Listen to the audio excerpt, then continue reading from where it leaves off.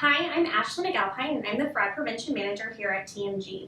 This week for Fraud Prevention Friday, we are joined by our first timer on Fraud Prevention Friday, Jeff Falk, Director of Payments here at TMG.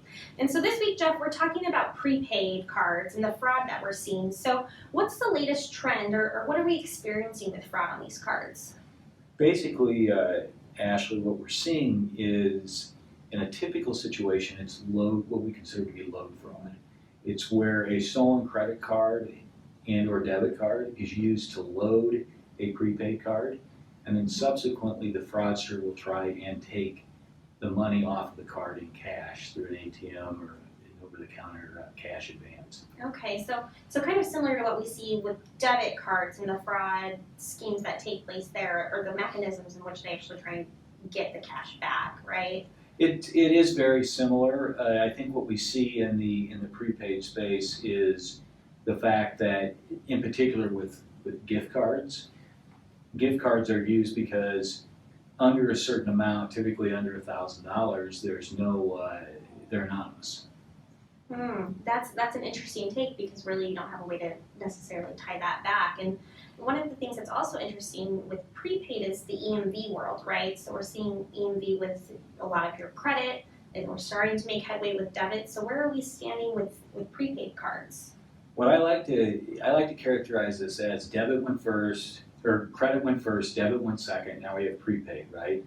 We're wrapping up, relatively speaking, let's say 75% through on debit, and prepaid's just coming onto the scene right now around EMV, especially domestic EMV.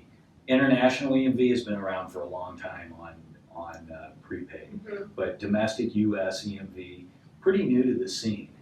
And just a shameless plug here, TMG is actually getting ready to go live with our EMV reload offering. So what we've seen is that makes particular prepaid portfolios vulnerable because, for obvious reasons, they're back in the magstripe world. Yeah. Same thing that we see in debit and credit today, and the fraudsters will go for the path of least resistance. Exactly, so they're able to target those portfolios or those bins, then they can counterfeit the cards. Yeah, so it's an area of appeal for fraudsters because there's not much, stopping them from a magstripe perspective. So what are things that financial institutions can be doing to protect themselves? Well, a couple things. One is on the load and what we'll call unload processes, pay particular attention to those as it relates to what's the velocity, what are the min and the max that you can do as far as loads. Are credit cards and debit cards used, or can they be used for loading? And then how easy is it for a cardholder to unload?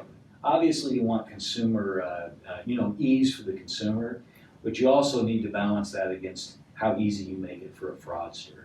So that's one area, and then the second area is, as far as EMV goes, look for an EMV program, in particular on the reload card products.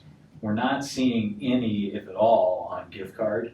The economics just aren't there yet. 5 years down the line, we may see more of that, and in between that, we may see more restrictions around what I'll call fraud prevention parameters with gift cards, because they're going to be particularly vulnerable over the next 5-10 years until they move to EMV with the fraudsters. Great. Well, this is all very useful information. And if you have any questions about prepaid fraud or anything else, please feel free to reach out to the fraud prevention team at fraudprevention@tmg.global.